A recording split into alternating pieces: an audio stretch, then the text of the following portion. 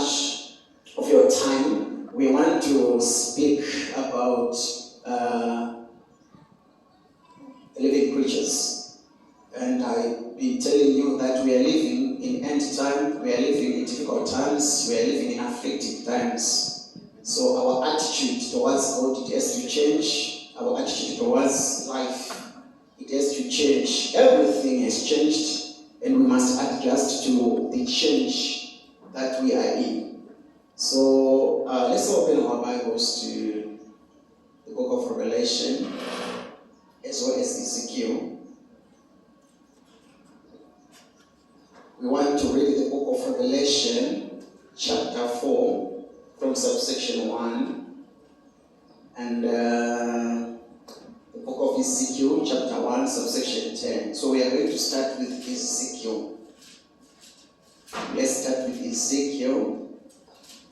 Let's start with Ezekiel, chapter 1, subsection N only.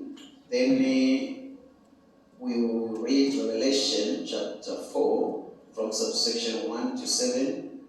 Are you there? Ezekiel, chapter 1, subsection 10. Anyone there? Verse 10. As for the likeness of their faces, they four had the face of a man and the face of a lion on the right side, and they four had the face of an ox on the left side. They four also had the face of an eagle. Glory to Jesus. Amen. Then I'm going to take Revelation chapter 1 from chapter 4, in fact, from subsection 1. After this I looked, and behold, a door standing open in heaven, and the first voice which I heard addressing me like a war trumpet said, "Come up here, and I'll show you what must take place in the future." At once I came under the Holy Spirit's power, and behold, a throne stood in heaven, which one seated on the throne, with one seated on the throne, rather, and he who sat there appeared like jasper and sapphire, and encircling the throne there was a halo that looked like emerald. For 24 other thrones surrounded the throne, and seated on these thrones were 24 elders, arrayed in white clothing, with crowns of gold upon their heads.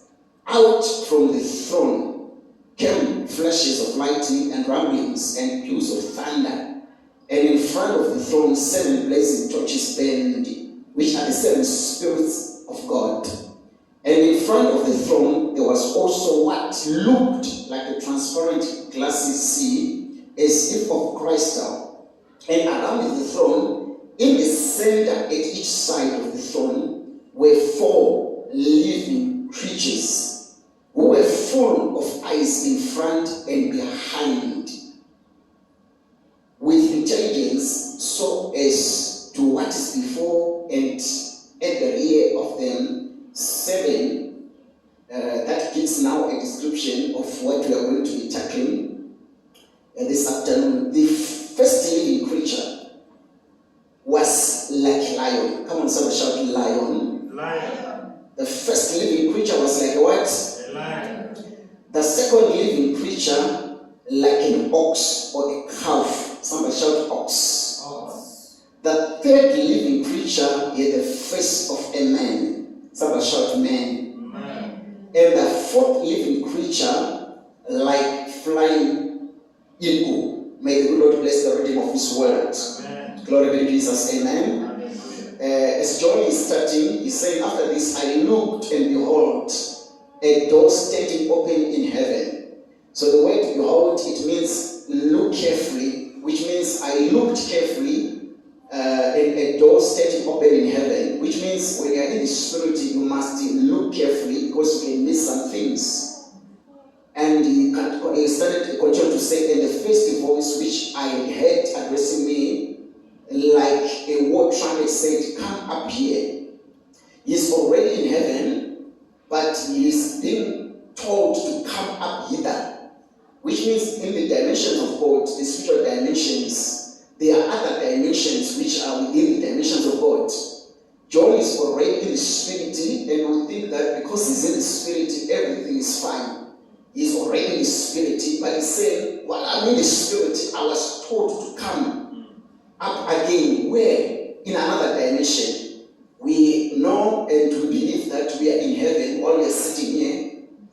And while we are in heaven, while we are sitting here, we believe again that there is another heaven of heavens that we are going to go to. So that's why when we say we are going to heaven, it's not like we are refuting or repudiating the fact that we are in heaven. Come on, somebody shout heaven. Amen. We are in heaven right now as we are sitting, but we are going to heaven.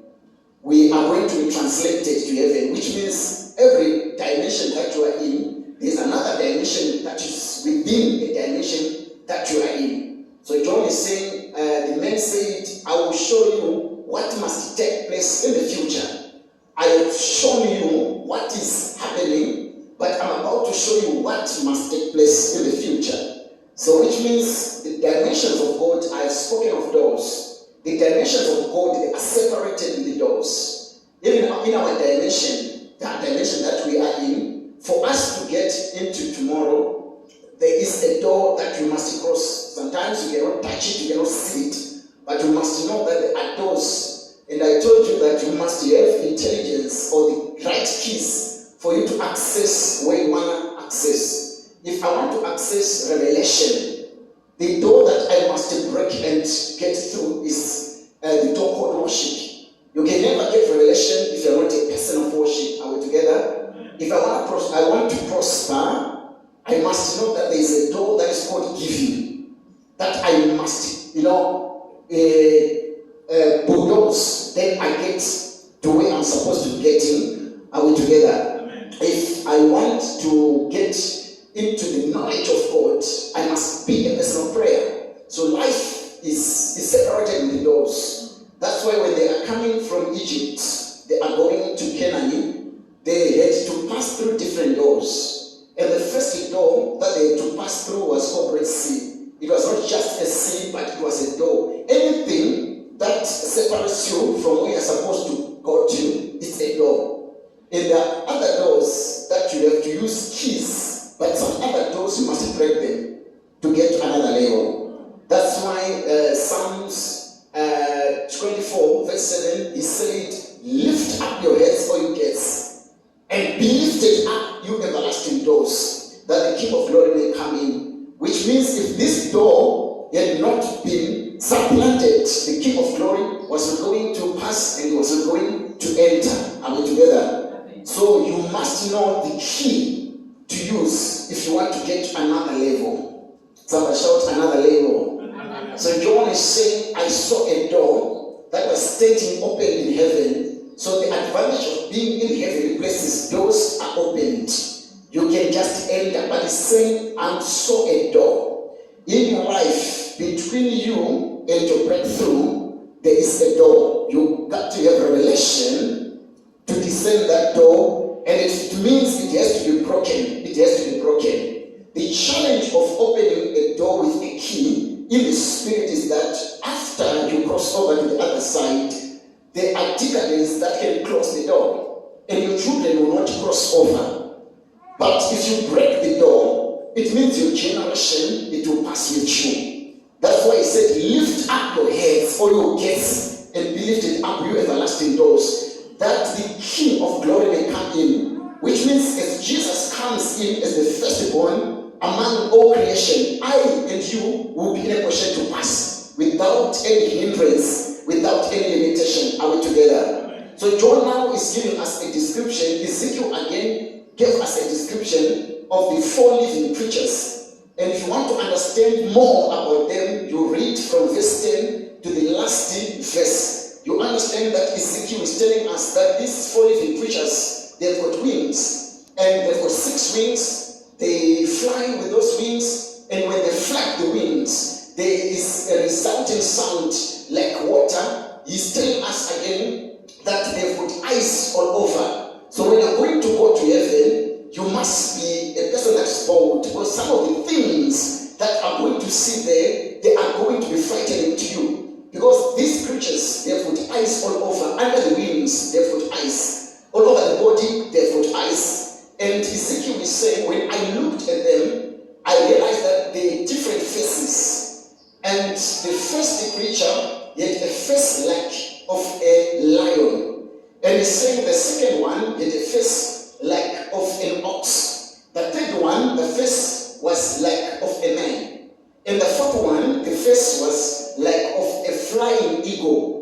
He looked at the face and said, this eagle can't be a stationary eagle, but it's a flying eagle. Come on, somebody shout eagle.